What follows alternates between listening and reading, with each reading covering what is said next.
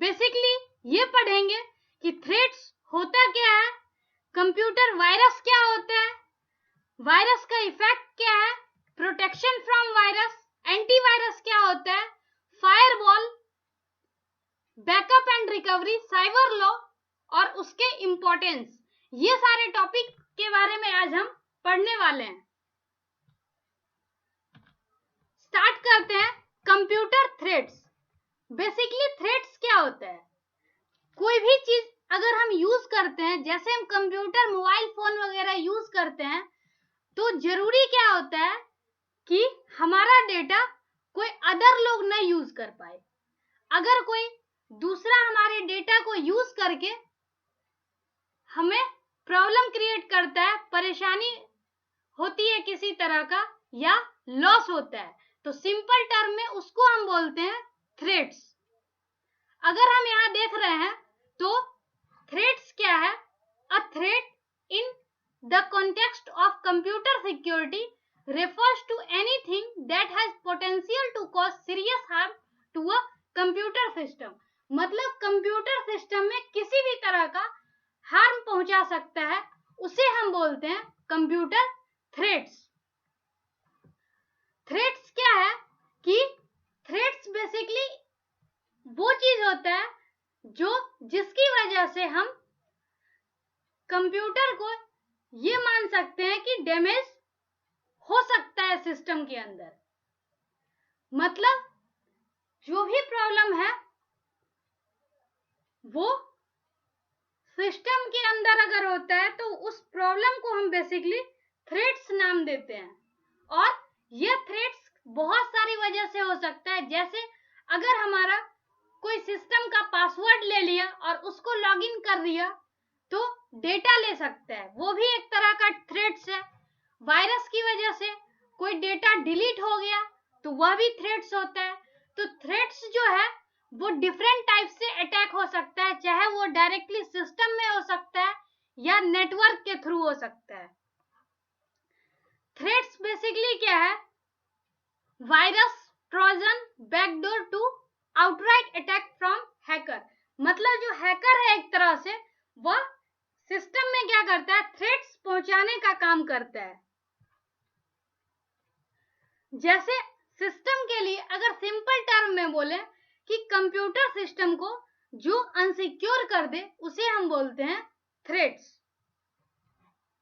Simple term में यही है थ्रेट्स का मतलब। उसके बाद अगर हम एग्जांपल देखें तो थ्रेट्स क्या है, जैसे हम मोबाइल वगैरह यूज कर रहे हैं, वो क्या है, एक कंप्यूटराइज तरीका से है यूज करने का, डेटा कंप्यूटराइज होता है और हैकर क्या कर सकता है, उसको डिफरेंट टाइप से उसमें इन्फेक्ट कर सकता है मैलिशियस थ्रेट्स के कारण। उसके बाद क्या, जैसे अगर मोबाइल थ्रेट्स की बात करें तो मोबाइल थ्रेट्स में क्या हो सकता है, अटैकर जो है वह,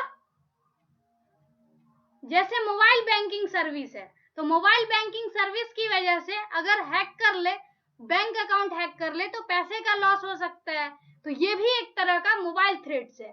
उसके बाद थ्रेट्स टू मोबाइल पेमेंट, मतलब वही सेम चीज है, पेमेंट करने टाइम पे हम जो आईडी पासवर्ड वगैरह देते हैं उस टाइम पे अगर वो आईडी पासवर्ड का मिसयूज करके हमारे अकाउंट से डेटा इधर उधर, मतलब जो है पैसे इधर उधर हो जाए, तो वो भी एक तरह से थ्रेट्स है, थ्रेट्स टू मोबाइल पेमेंट।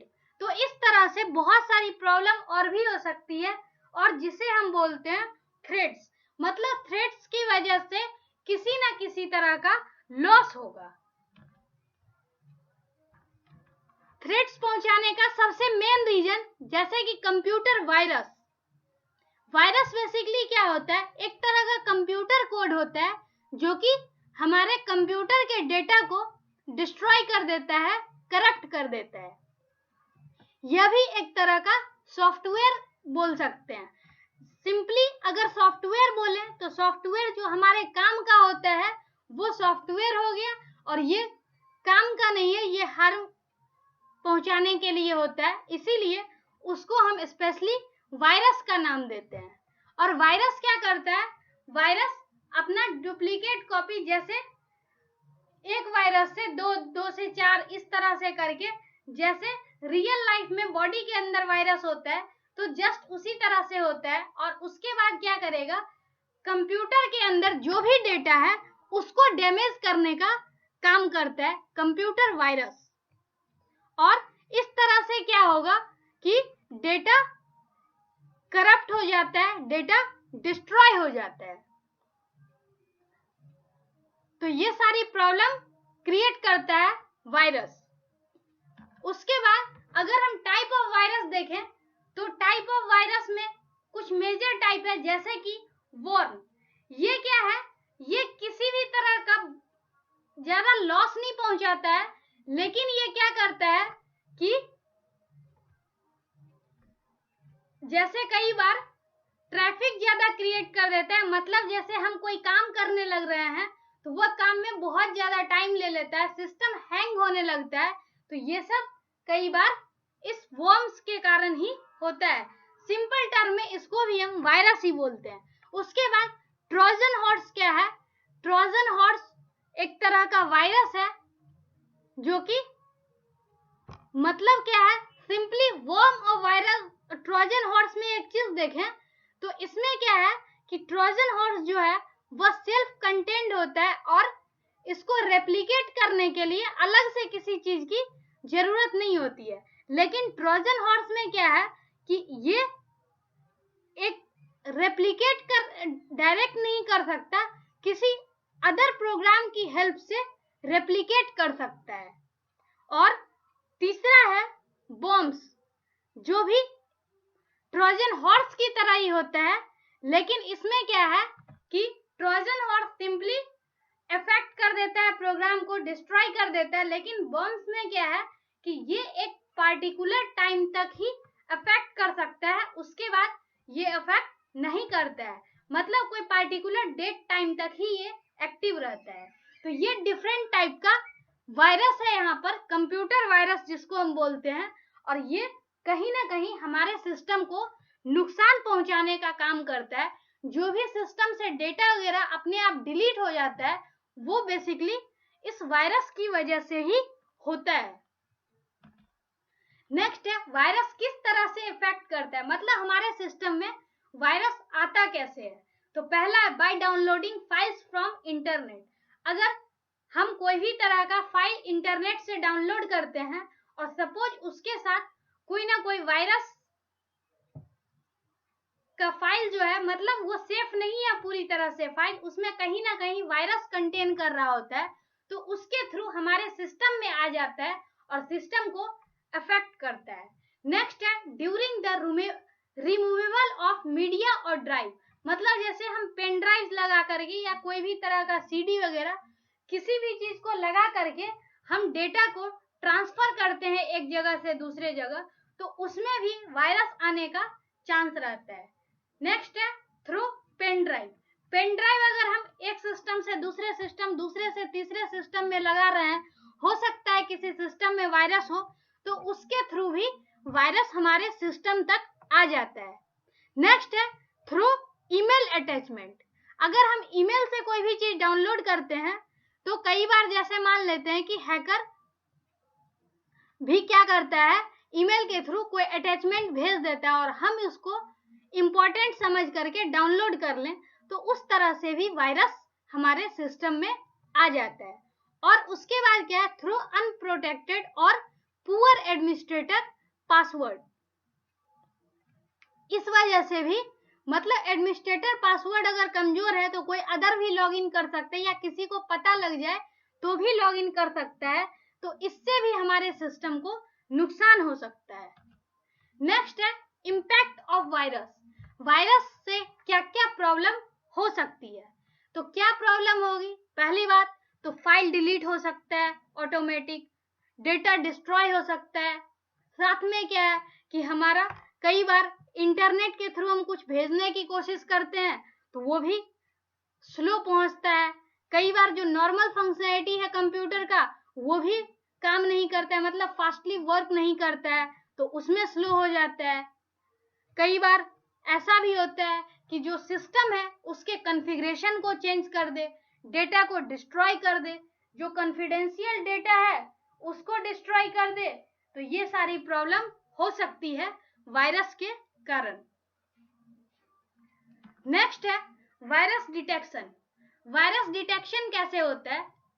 हम कब डिटेक्ट कर सकते हैं कि हमारे सिस्टम में वायरस है? तो सिंपल सा मेथड है कि जैसे जब भी हम कोई काम कर रहे होते हैं तो जो भी हम फंक्शन करवाना चाहते हैं सिस्टम के अंदर वो प्रॉपर वर्क नहीं कर पाता है। मतलब हम कमांड दे रहे होते हैं और कमांड का रिस्पॉन्ड नहीं कर रहा होता है, या कोई भी तरह का हम फाइल को पढ़ना चाहते हैं, कोई डेटा को देखना चाहते हैं, वो डेटा ओपन नहीं होता है। तो ये सब क्या है? एक तरह से वायरस डिटेक्ट होने का ही सिम्टम है। तो इस तरह से हम कह सकते हैं कि हमारे सिस्टम के अंदर वायरस का चांस है, हमारे सिस्टम के अंदर वायरस आ गया है कहीं से। तो इस तरह से हम वायरस को डिटेक्ट कर सकते हैं सिस्टम के अंदर। नेक्स्ट है वायरस प्रिवेंटिव मेजर। मतलब अपने सिस्टम को वायरस से बचाने के लिए हम क्या क्या कर सकते हैं? तो सबसे पहला तरीका है कि हम वायरस के लिए एंटीवायरस सॉफ्टवेयर इंस्टॉल करते हैं। जैसे वायरस भी एक तरह का सॉफ्टवेयर है जो हमारे सिस्टम को नुकसान पहुंचाता है, उसी तरह से हम सॉफ्टवेयर एक ऐसा इंस्टॉल कर देंगे जिससे क्या होगा, एंटीवायरस जो है, मतलब वायरस का जस्ट अपोजिट एंटीवायरस, जो कि हमारे सिस्टम को इफेक्टिवली प्रोटेक्ट कर सकता है। तो इस तरह का हम यूज कर सकते हैं।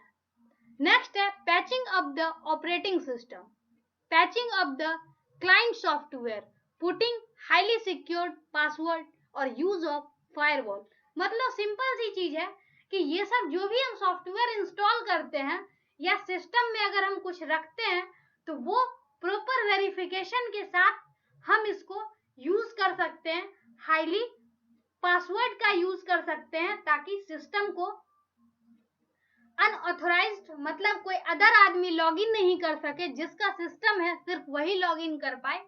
तो इस तरह से हम वायरस से प्रिवेंट कर सकते हैं। नेक्स्ट है यूज ऑफ फायरवॉल। इससे क्या होगा कि जैसे हम कोई भी डेटा भेजते हैं या सिस्टम इंटरनेट से लेते हैं तो उसको फिल्टर करके अगर सही डेटा हो, बिना वायरस का डेटा हो, तभी हमारे सिस्टम में रख सकता है, अदरवाइज सिस्टम में आने ही नहीं देगा। तो ये सब कुछ तरीका है जिसके थ्रू हम क्या कर सकते हैं, अपने सिस्टम को वायरस से बचा सकते हैं। नेक्स्ट है एंटीवायरस सॉफ्टवेयर। एंटीवायरस सॉफ्टवेयर क्या है? तो antivirus software is a program और set of program that are designed to prevent, search for, detect and remove software viruses and other malicious software like worms, trojan, adware and more। मतलब किसी भी antivirus software क्या है? एक तरह का software है जो सिस्टम में डिफरेंट टाइप के वायरस से प्रोटेक्ट कर सकता है सिस्टम को। डिफरेंट टाइप का वायरस एंटीवायरस सॉफ्टवेयर कौन कौन सा है? तो यहाँ पर कुछ एग्जाम्पल है, जैसे कि नॉर्टन, कास्पेरस्की हो गया, एवेरा हो गया, एवीजी एंटीवायरस हो गया, एवास्ट हो गया। ये सब कुछ एंटीवायरस सॉफ्टवेयर का नाम है जिसका कि हम लोग यूज कर सकते हैं अपने सिस्टम को प्रोटेक्ट करने के लिए। नेक्स्ट है मोस्ट इफेक्टिव एंटीवायरस। कुछ एंटीवायरस का लिस्ट है जिसका कि हम अपने सिस्टम के लिए यूज कर सकते हैं, जैसे गार्जियन एंटीवायरस हो गया, मैकेफी हो गया, सीमेंटेड नॉर्टन एंटीवायरस हुआ, अवास्ट हुआ, Bitdefender antivirus plus, Kaspersky, Avira, Webroot secure anywhere antivirus, Emsisoft antivirus malware, Quick Heal antivirus, ESET NOD 32 antivirus. तो ये सब कुछ एंटीवायरस सॉफ्टवेयर का नाम है जो कि हम अपने सिस्टम में एज ए एंटीवायरस यूज कर सकते हैं और अपने सिस्टम को प्रोटेक्ट कर सकते हैं। नेक्स्ट है फायरवॉल। फायरवॉल क्या होता है? फायरवॉल बेसिकली एक सॉफ्टवेयर है जो कि अनऑथराइज्ड एक्सेस से प्रिवेंट करता है। इसमें क्या है कि जो भी इनकमिंग या आउटगोइंग है, जो भी डेटा है, उसको एक सेट ऑफ रूल्स के तहत आइडेंटिफाई करता है और जो भी थ्रेट्स है, अनवांटेड जो डिफेक्टिव फाइल्स है, उसको आने से रोकता है। तो ये चीज होता है बेसिकली फायरवॉल का काम। फायरवॉल इंपॉर्टेंट क्यों है? तो फायरवॉल इंपॉर्टेंट इसलिए है क्योंकि यह एक तरह का मॉडर्न सिक्योरिटी टेक्निक है जो कि बहुत ज्यादा यूज होता है और इससे हम इंटरनेट के थ्रू कोई भी तरह का अनवांटेड डेटा आने से हम इसे बचा सकते हैं फायरवॉल का यूज करके। तो इसलिए फायरवॉल इंपॉर्टेंट रोल प्ले करता है सिस्टम को प्रोटेक्ट करने में। नेक्स्ट है साइबर क्राइम। साइबर क्राइम क्या होता है? सिंपली क्राइम है। क्राइम का मतलब सबको पता है। साइबर क्राइम मतलब कंप्यूटर से रिलेटेड किसी भी तरह का क्राइम हो, उसको हम बोलते हैं cyber crime. A cyber criminal may use a device to access a user's personal information, confidential business information, government information, or disable a device. It is also a cyber crime to sell or elicit the above information online. मतलब cyber crime क्या कर सकता है? किसी भी device या online mode के through user के पर्सनल इंफॉर्मेशन, कॉन्फिडेंशियल इंफॉर्मेशन वगैरह को हैक कर सकता है, डिसेबल कर सकता है या किसी तरह का हार्म पहुंचा सकता है। तो इसको हम बेसिकली डिफाइन करते हैं साइबर क्राइम। और इस चीज से बचने के लिए हम जो भी तरीका अपनाते हैं उसको हम बोलते हैं साइबर सिक्योरिटी। मतलब साइबर क्राइम से बचने के लिए जो भी हम तरीका यूज करें उसको हम साइबर सिक्योरिटी बोलते हैं। नेक्स्ट टर्म है backup and recovery. Basically backup और रिकवरी क्या होता है? अगर हम सिस्टम में कोई भी डेटा को स्टोर करके रखते हैं तो हो सकता है कभी भी वो डेटा गलती से डिलीट हो जाए, और डिलीट होने के बाद क्या है, हम उसे दोबारा से नहीं ला सकते कहीं से भी। तो इसके लिए डेटा डिलीट होने के बाद भी हम उसको कहीं से ला पाए तो उसके लिए उस डेटा का एक बैकअप क्रिएट करना पड़ता है, ताकि एक अल्टरनेट लोकेशन एक तरह से हम क्रिएट करते हैं जिसके थ्रू अगर एक जगह से डेटा डिलीट हो जाए तो हम वहां से ला करके यूज कर सकते हैं। तो ये होता है बेसिकली बैकअप क्रिएट करना। मतलब हम किसी भी फाइल का अल्टरनेट लोकेशन पे अगर स्टोर करके उसको सेफ रखते हैं तो वह तरीका बैकअप होता है। और उसको बचाने के लिए हम जो भी तरीका अपनाते हैं, मतलब बैकअप क्रिएट किया हुआ है और डिलीट हो गया, डिलीट होने के बाद हम उसको वहां से क्या कर सकते हैं, ला सकते हैं। जो भी अल्टरनेट लोकेशन पे या किसी अदर तरीके से हम डेटा को बैकअप करके रखते हैं वो हम कहीं से ला सकते हैं, और जो लाने का प्रोसेस है वो उसको बोलते हैं रिकवरी। तो मतलब यही सिंपल है बैकअप और रिकवरी। मतलब कि डेटा लॉस होने के बाद भी हम उसको ला सकते हैं। इस तरह से हमें डेटा को करना है और वो प्रोसेस होता है बैकअप। और डिलीट करने के बाद जब हम दोबारा से उसको ला पाए तो लाने के लिए बैकअप की हेल्प से जब हम उसको लाते हैं तो लाने के प्रोसेस को हम बोलते हैं रिकवरी। तो बेसिकली ये बैकअप और रिकवरी जो है वो इसी तरह से यूज किया जाता है। बैकअप और रिकवरी वो दोनों एक दूसरे से रिलेटेड चीज है। नेक्स्ट है why backup and recovery is important. जैसे कि बैकअप जो है, the purpose of backup is to create a copy of data that can be recovered in the event of primary data failure. मतलब हम कहीं पर भी सॉफ्टवेयर को या कोई भी डेटा को स्टोर करके रखते हैं तो क्या हो सकता है, अगर मान लेते हैं कि सिस्टम अगर खराब हो जाए तो फिर क्या कर सकते हैं, हम वहां से दोबारा से ला सकते हैं। जैसे सपोज कोई भी डेटा एक जगह पे रखा हुआ है सिस्टम में और दूसरा एक एक्सटर्नल हार्ड डिस्क में रखा है, तो हम क्या कर सकते हैं, अगर सपोज सिस्टम का हार्ड डिस्क क्रैश हो गया या फिर खराब हो गया तो डेटा लॉस हो जाएगा।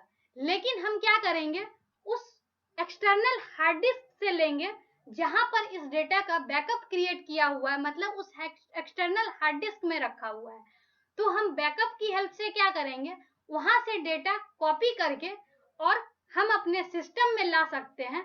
तो इस तरह से हम डेटा को स्टोर कर सकते हैं, रीस्टोर कर सकते हैं।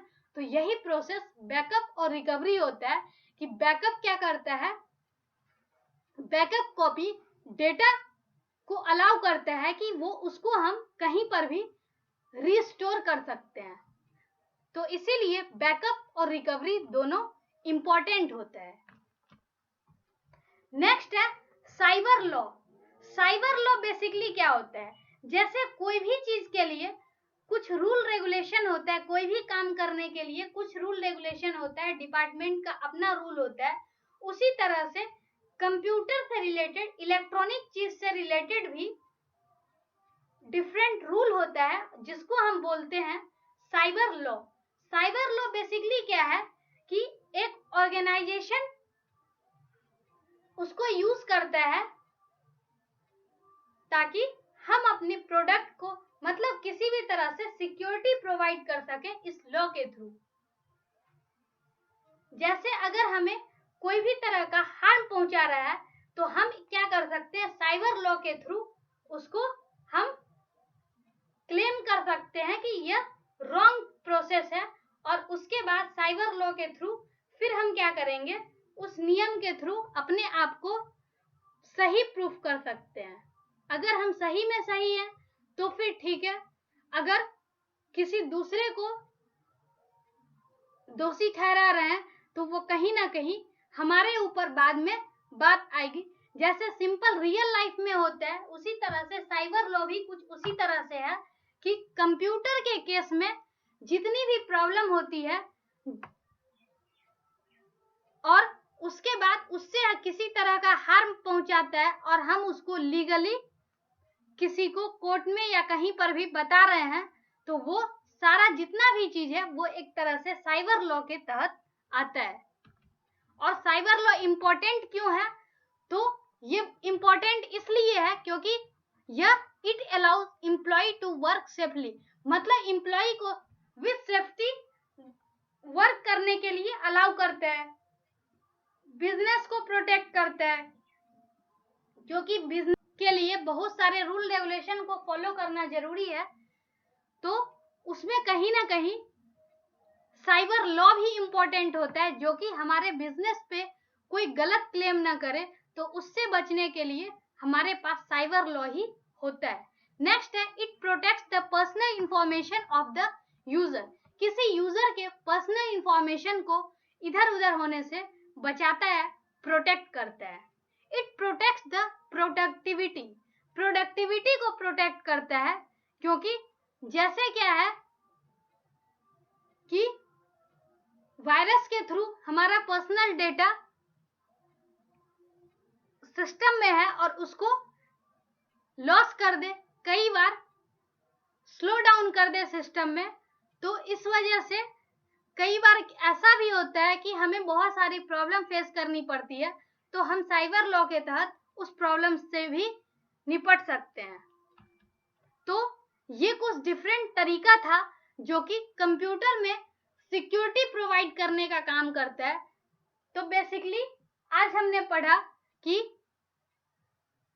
कंप्यूटर थ्रेट्स क्या होता है, मतलब कंप्यूटर में प्रॉब्लम क्या क्या आ सकती है सिक्योरिटी से रिलेटेड। उसके बाद हमने देखा कि किस तरह से हमारे सिस्टम को प्रॉब्लम आ सकती है, उससे हमें कैसे बचना चाहिए, एंटीवायरस क्या होता है, वायरस क्या होता है, साइबर लॉ के बारे में पढ़ा, बैकअप रिकवरी। तो ये सब जितना भी चीज था वो कहीं ना कहीं अगर हम कंप्यूटर यूज करते हैं तो उसके लिए जानना बहुत ज्यादा जरूरी होता है। तो यह भी एक इम्पॉर्टेंट टॉपिक था, साइबर लॉ एंड सिक्योरिटी। तो आज के लिए इतना ही। Thank you so much.